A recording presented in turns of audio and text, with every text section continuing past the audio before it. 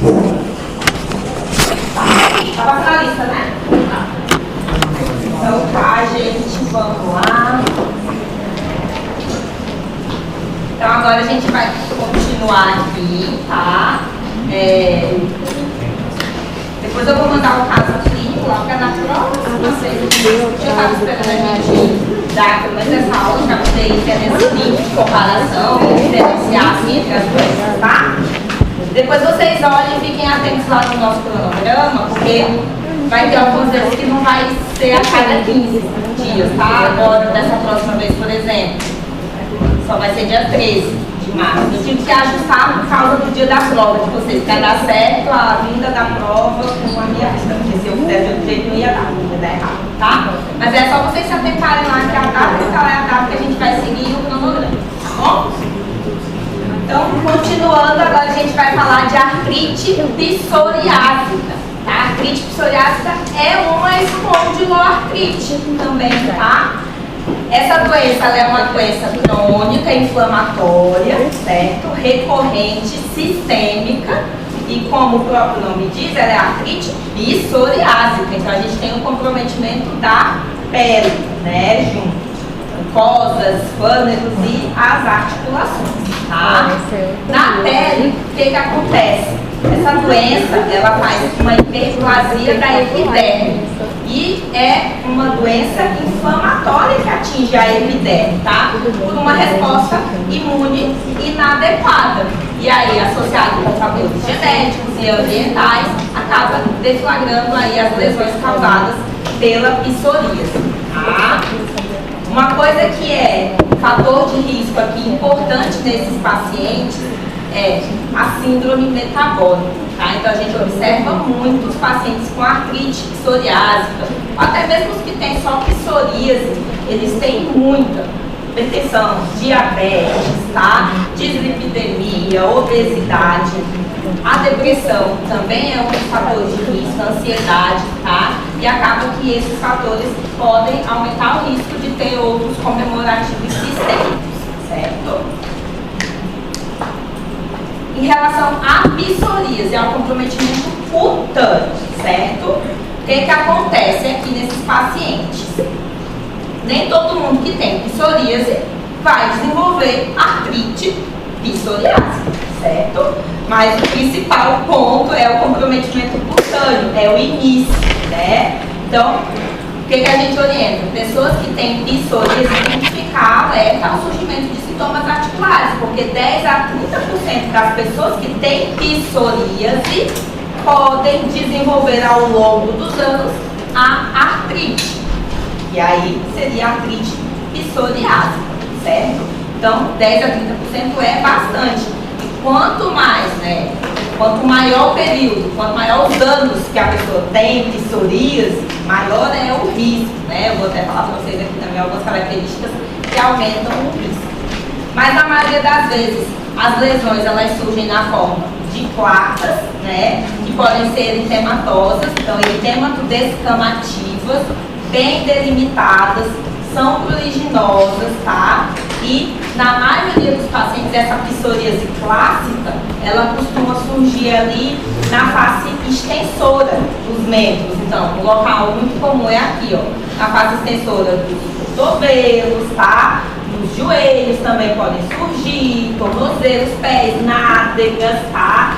Região de virilha, pode comprometer também couro cabeludo, pode ter comprometimento ungueal nas unhas também, certo? É mais comum a psoríase surgir na raça branca, tá? E é igual aí, tanto para homens quanto para mulheres. Pode surgir também em qualquer idade, tá? Mas tem picos, né? Ali entre os 20 e 30 anos e entre 50 e 60 anos também. Tem esses dois picos, certo? Então aqui, ó, psoriasezinha, né? Existem outros tipos de psoríase, essas lesões aqui são as clássicas. Mas tem a psoríase folhosa e outros tipos. Assim a gente não vai se atentar na psoríase em si, né? Os principais fatores, então, que predispõem o comprometimento articular, né, na pessoa que tem psoríase, tá? Então, como eu falei, a duração da doença cutânea, certo? Então, quanto maior o tempo de diagnóstico de psoríase, maior é o risco de, a longo prazo, ter comprometimento articular. Pessoas que têm psoríase e têm psoríase com comprometimento cutâneo extenso, naquele quadro cutâneo importante, fator de risco para comprometimento articular. Quem tem psoríase no couro cabeludo também é fator de risco. Ou psoríase que acomete ali a região de glúteo, região perianal também. Quem tem comprometimento ungueal, tá? Pessoas que têm história familiar de artrite psoriásica, pessoas que têm história de fazer uso crônico por corticoide e lembrar dos fatores ambientais. Alguns traumas, algumas infecções e obesidade também são fatores de risco para esse paciente vir a desenvolver comprometimento articular. Tá? Existem 5 subtipos aqui da artrite psoriásica, tá? Então são 5 formas que a gente pode observar esse paciente com esse comprometimento articular. Então ele pode fazer uma artrite, que é uma oligoartrite assimétrica, que é aquela característica padrão de comprometimento periférico das espondiloartrites, de forma geral, que eu falei, que é oligoarticular, assimétrico, geralmente de grandes articulações, certo?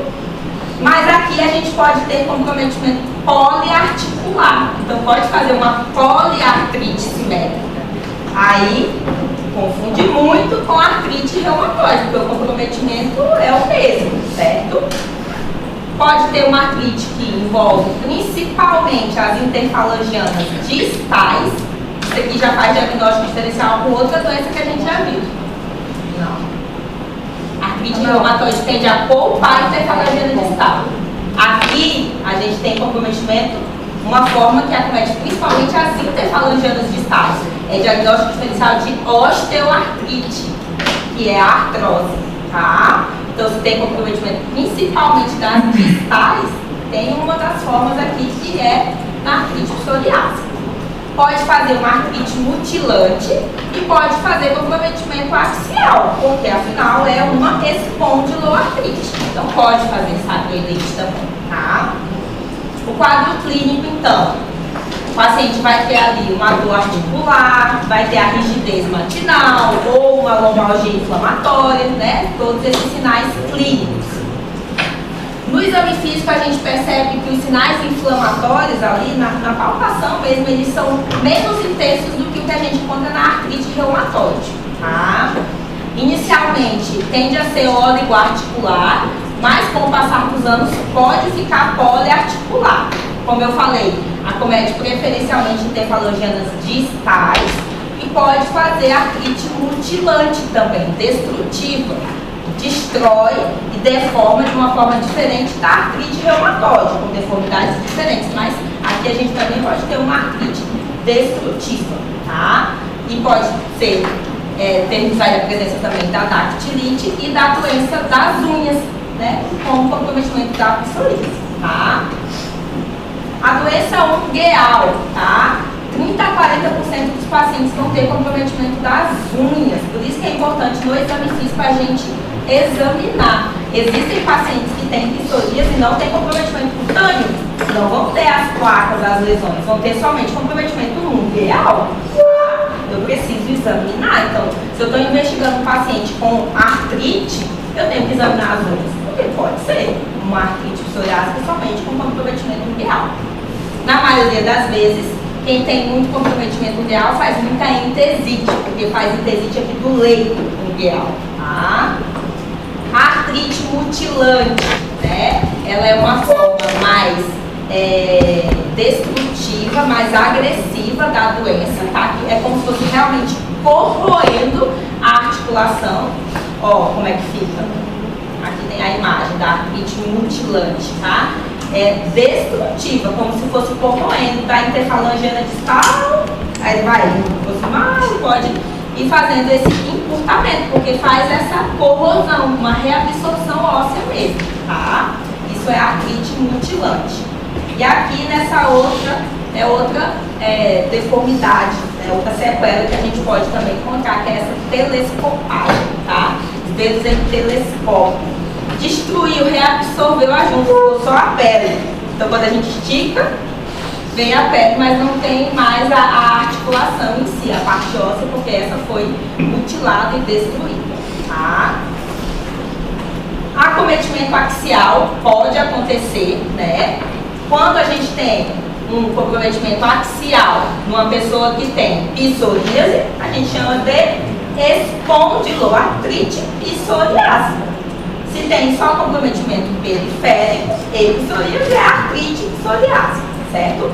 Quando tem axial, o comprometimento é clássico, lobalgia inflamatória, fazendo sacroileite, tá? Mas não é o esperado. Pessoas que têm psoríase, elas tendem mais a ter comprometimento periférico, tá? 5% dos pacientes podem fazer comprometimento axial, mas pode, né?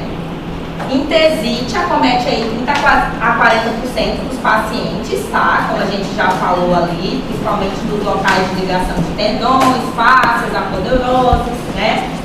É uma doença sistêmica, então pode ter comprometimento extraarticular, então aqui pode ter uveíte também, tá? Não é a manifestação mais comum, igual é na espondilite anquilosante, né? Aqui é mais comum ter conjuntivite. Bom, 20% é conjuntivite, uveíte 7%, tá?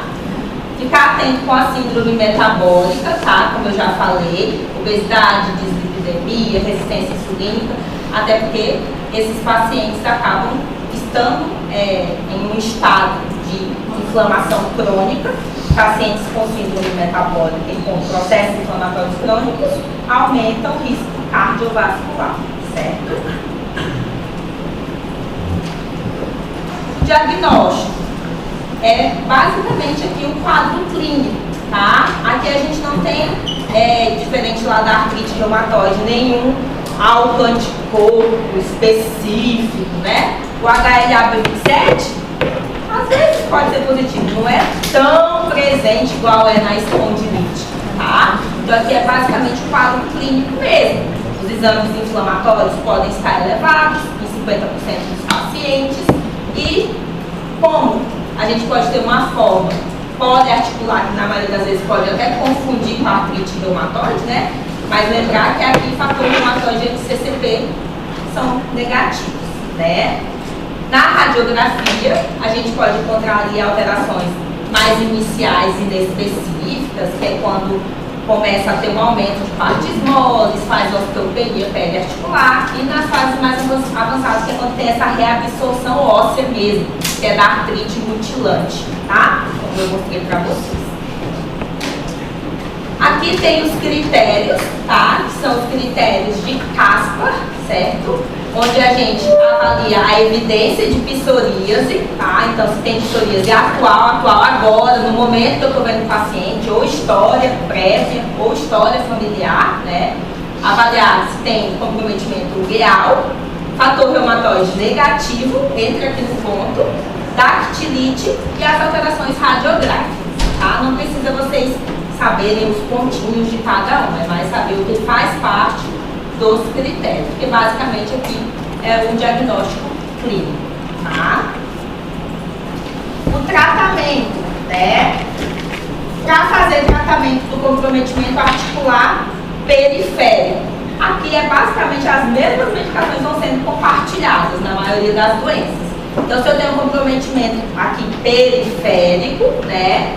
Se é menos que 4 articulações e o quadro não é muito inflamatório importante, a gente pode tentar segurar até com anti-inflamatórios no começo, tá? Mas se tem mais que 5 articulações e não responde bem com anti-inflamatórios, a gente precisa das drogas sintéticas, modificadoras do curso de doença, que são aquelas mesmas: metotrexato, sulfasalazina, leflunomida, tá?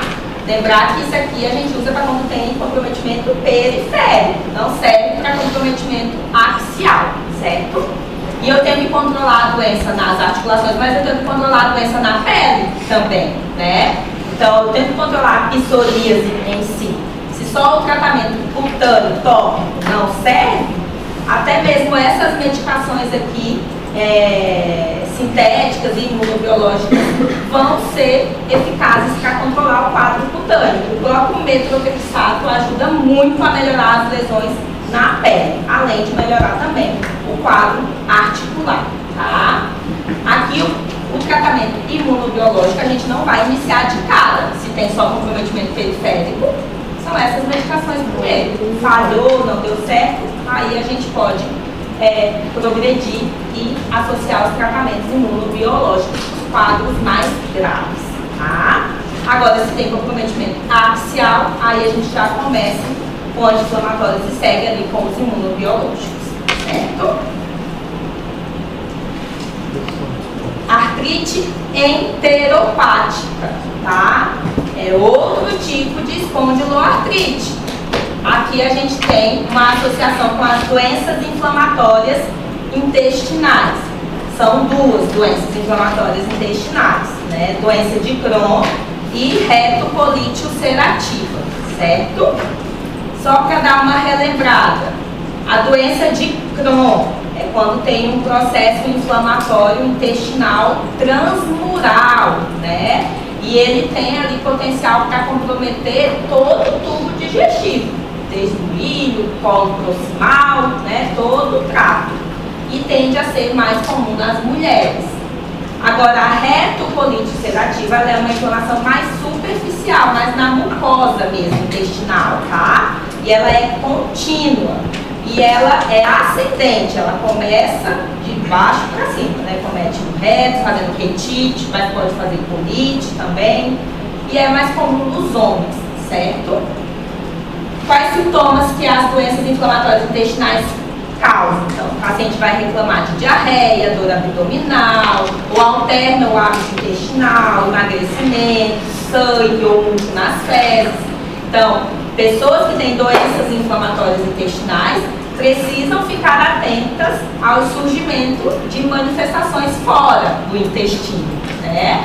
Como as manifestações articulares, porque a gente pode desenvolver uma artrite enteropática, certo? Ou o contrário, a pessoa vem já pela queixa articular e aí, nessa nossa investigação da causa dessa artrite, é importante perguntar sobre esses hábitos intestinais e às vezes até medir a colonoscopia para ver se não tem uma doença inflamatória intestinal aí como uma causa associada, certo? Aqui a gente tem comprometimento muito mais periférico também, então faz muita artrite periférica, tá? Na doença de Crohn e na retocolite faz artrite periférica de forma igual. Mas pessoas que têm doença de Crohn podem fazer mais comprometimento axial do que quem tem retocolite, certo? Então, periférico pode ser igual os dois tipos de doenças inflamatórias intestinal, mas o axial é mais provável em quem tem doença de Crohn, certo? Essas duas doenças, elas compartilham aspectos em comum, por isso que elas podem vir aí em associação, em sobreposição, tá? Claro que tem os fatores genéticos importantes também, né? Mas aqui a gente tem a ação de interleucinas que agem tanto inflamando a mucosa intestinal quanto as articulações, a sinovia e as ênteses, tá?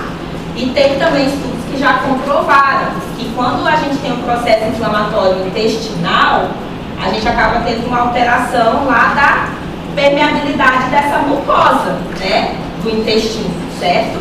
Então isso altera a microbiota intestinal e acaba favorecendo a translocação de bactérias e isso induz uma resposta autoinflamatória no indivíduo predisposto. Isso pode causar e deflagrar esse processo inflamatório. Então esse eixo intestino-articulação tem uma ligação muito forte, tanto por fatores genéticos quanto fisiopatológicos também. 50% dos pacientes que têm doença inflamatória intestinal, é muito, vão apresentar alguma manifestação extra-intestinal. Então, das manifestações extra-intestinais, a artrite é a mais comum de todas, tá? Quais os fatores de risco? pessoas que têm história familiar, tá? Tabagismo e fatores genéticos próprios, tá? Nessa questão, na doença de Crohn, na política ulcerativa, a idade não é importante, tipo, igual a das mangueiras inclusões. Não. Ou menor que 40 Não. O comprometimento articular aqui, então, a gente tem basicamente dois tipos, tá? Então, a gente tem o tipo 1, que é o mais comum, que é aquele paciente que apresenta comprometimento oligoarticular, assimétrico, de grandes articulações, e são períodos de crises. O paciente vem apresentando crises de artrite, tá? E essas crises, na maioria das vezes, elas vêm associadas com crise intestinal. Então a pessoa está lá com a doença intestinal ativa, com muita diarreia, muco, sangue, cólica, a doença intestinal está ativa. E nesse momento surgem as crises articulares também, tá?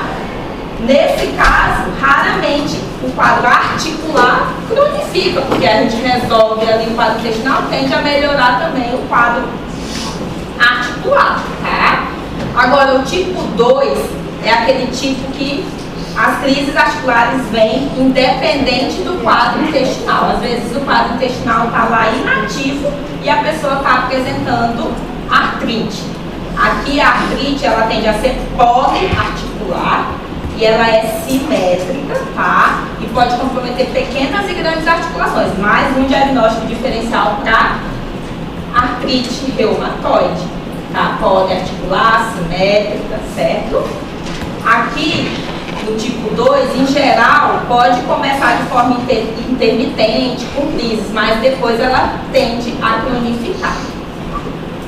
Pode ter comprometimento axial, pode, não é o mais comum, mas pode acontecer, né? Quando acomete sacroiliaca, lombar, isso aqui também independe da atividade inflamatória no intestino, tá? E na maioria das vezes, quem faz mais comprometimento axial é quem tem doença de Crohn, como eu já falei, tá? É maior risco.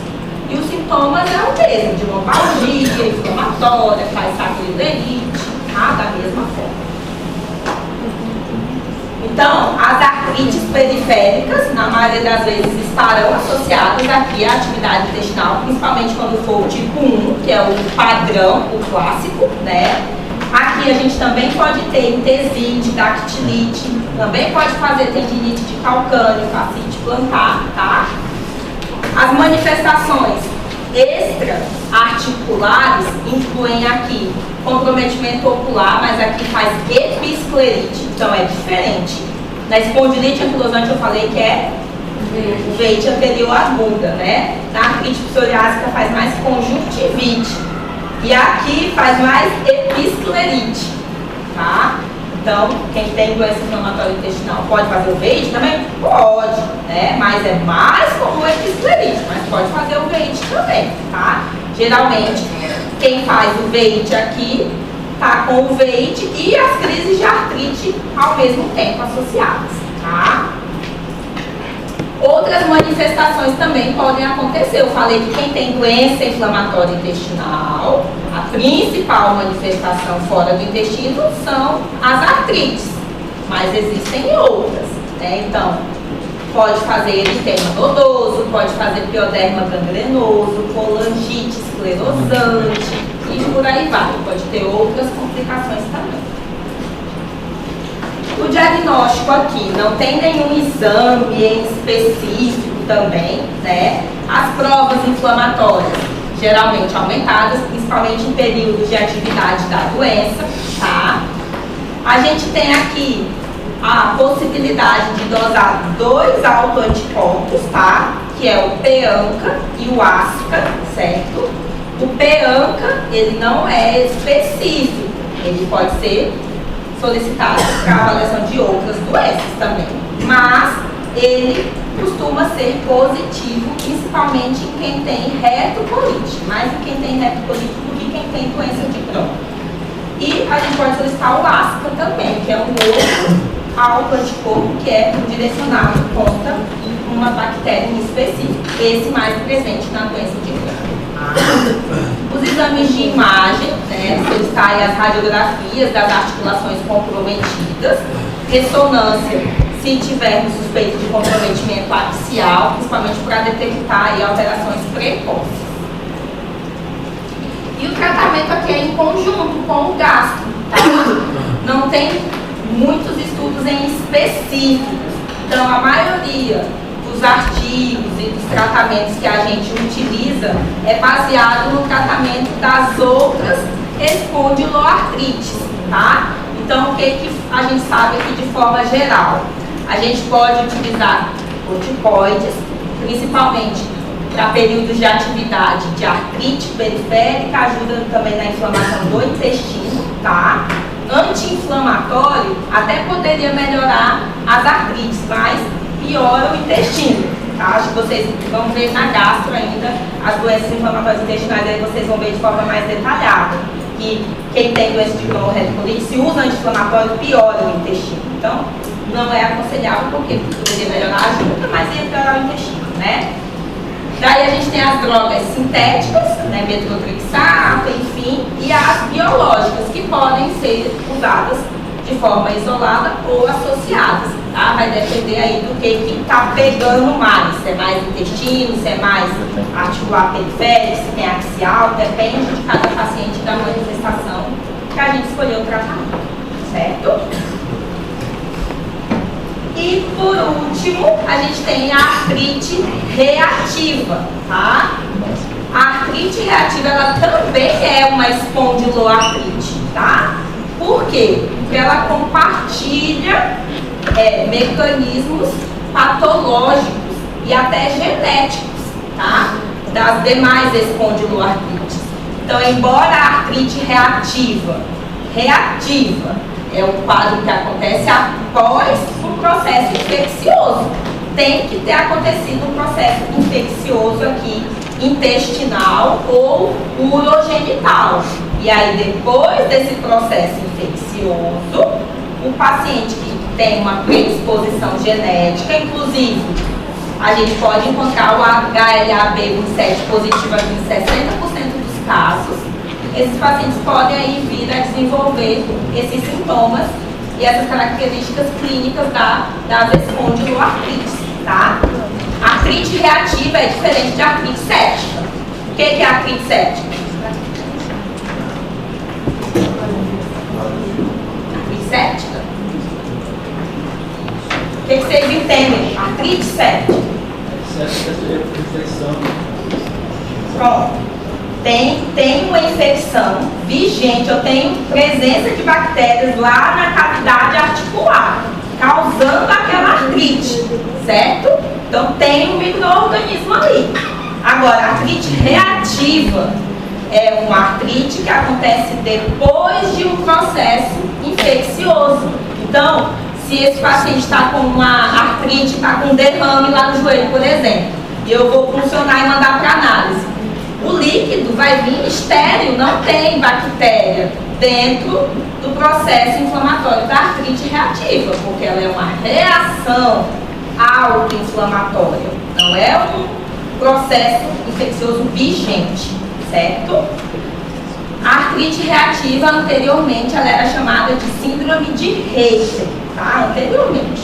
E aí, ela era conhecida por uma tríade, que é a artrite, uretrite e conjuntivite, tá? Quais são as principais bactérias envolvidas? Não é qualquer infecção, qualquer bactéria. Eu falei que é infecções de trato gastrointestinal ou urogenital, principalmente a sexualmente transmissível, tá? A principal de todas é clamídia, tá? Então, pessoas com infecções por clamídia, 50% dos casos aí é por clamídia. E as demais? Campylobacter, tá? Clostridium, Salmonella, Shigella e Yersinia, aí com bactérias causadoras de infecções gastrointestinais, mas que também podem vir aí a ser o gatilho para esse quadro de artrite reativa, tá? O que esses agentes bacterianos têm em comum, tá? Por que não é qualquer agente, né? Esses agentes aqui, eles têm em comum porque eles são bactérias intracelulares. E elas têm um tropismo pelas mucosas, tá? E elas conseguem causar uma reação autoinflamatória. E aí acaba que favorece a migração desses linfócitos e dessas citocinas inflamatórias para algumas partes específicas, para a sinóvia, mas também para a mucosa oral, genital, nos olhos também, tá? Como eu falei, e repito, aqui a gente tem uma artrite reativa, então eu não consigo isolar um micro-organismo, tá? Não vamos encontrar uma bactéria vigente nesse momento. Professor, aqui a gente falou é conjuntivite. Artrite e uretrite. As manifestações clínicas, então, elas tendem a começar depois de 1 até 4 semanas do evento infeccioso, tá? Então a gente tem que perguntar, né? Você teve alguma infecção de urina recente, corrimento, ou infecção no intestino, diarreia, tá? No início as manifestações elas são inespecíficas, mal-estar, fadiga, pode ter febre baixa, e aí as manifestações específicas vão surgindo depois. As músculo-esqueléticas, gastrointestinal e ocular, tá? A músculo-esquelética faz principalmente o que? Oligoartrite, tá?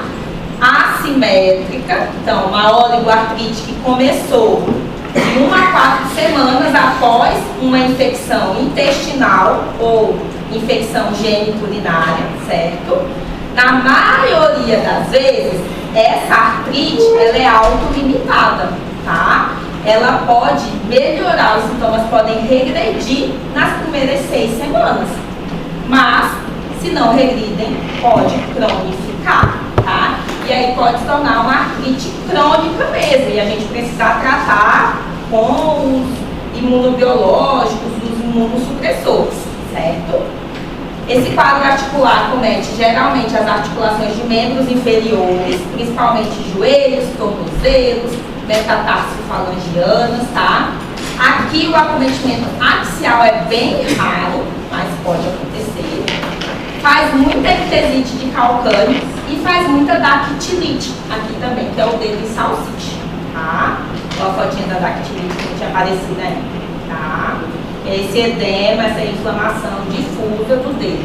Geralmente faz dactilite nos dedos dos pés, tá? Manifestações mucocutâneas, tá? Aqui a gente pode ter também uma lesãozinha que surge na palma das mãos e nas plantas dos pés, tá? Que é essas lesões pustulosas, várias pústulas nas palmas das mãos, tá? Que a gente chama de ceratodermia glenorrágica ou pustulose palmo-plantar, tá? Isso aqui acontece principalmente em quem teve infecção por clamídia, tá? E aí tá lá com artrite e essas lesões na palma das mãos, certo? Pode fazer também uma lesãozinha lá no pênis, que é a balanite circinata, certo? Outras alterações mucocutâneas, pode fazer úlceras na boca, tá? Geralmente são indolores e autolimitadas. Pode acontecer as alterações ungueais também. E aqui, principalmente quando tem esse comprometimento aqui mucocutâneo, tem muita relação com HLA-B27 positivo, tá? As manifestações genito-urinárias, principalmente a uretrite, né? Que é sintoma de infecção urinária mesmo, tá? Manifestações oculares, principalmente a conjuntivite, tá? Mas pode fazer também episclerite, ceratite. E as gastrointestinais, geralmente acontece antes dos sintomas, mas com a infecção gastrointestinal de gatilho mesmo, tá? Que aí são aqueles sintomas típicos de uma gastroenterite, que tende a ser leve e autolimitado também, tá? O diagnóstico aqui, então a gente tem que ver a história clínica, né? Aí começou essa artrite, tá com essas lesões na pele, há 4 semanas, há 2 semanas atrás teve uma infecção bacteriana lá, geniturinária.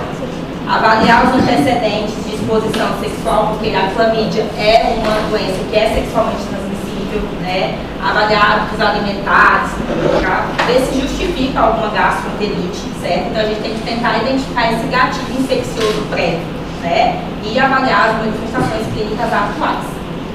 Nos exames em si, a gente pode encontrar aumento das provas inflamatórias, o HLA-B27 pode ser positivo, tá? E o tratamento aqui, na maioria das vezes, responde muito bem com anti-inflamatórios ou com glicocorticoides, mais para melhorar os sintomas mesmo das artrites, tá? Os glicocorticoides, eles não devem ser a primeira opção, né? A gente tem que tentar usar os anti-inflamatórios primeiro. Antibióticos, tá? Os antibióticos, eles podem ser usados na fase aguda da infecção. Não adianta usar antibiótico prolongado, porque, como eu falei, é uma artrite estéril, não vai estar com a bactéria causando ali o processo. Então, não adianta eu usar meses de anti-inflamatório. Geralmente, a gente pode utilizar nas primeiras semanas. Tem até alguns artigos que falam aí sobre o benefício de usar mais prolongado a doxiciclina quando a infecção foi por clamídia, tá? Tem alguns estudos que orientam aí deixar até 6 meses, né? Isso associado com rifampicina, mas aqui quando o quadro já está cronificado, já está durando mais que 6 semanas, aí a gente pode estudar a hipótese de deixar ou não essa antibiótico terapia prolongada, tá? Como eu falei, a maioria das vezes, em 6 semanas, melhora, regride os sintomas. Mas 30 a 50% vão cronificar. E aí, se cronifica, é uma artrite, uma espondiloartrite normal. Então, aí eu preciso tratar como uma espondiloartrite, certo? E aí a gente tem as hipóteses, nesses casos crônicos, a gente pode usar sulfasalazina ou metotrexato. O tratamento acaba ficando bem semelhante ao que a gente faria na artrite reumatoide. Tá? E acabou. Certo? Entenderam? Dúvidas? Outra coisa, tem alguns detalhes, mas dá para diferenciar. Cadê a lista de chamada? Você não passou também? Passou, depois você finalizou. Cadê a lista, gente? Tá aqui. Deixa eu ver agora também.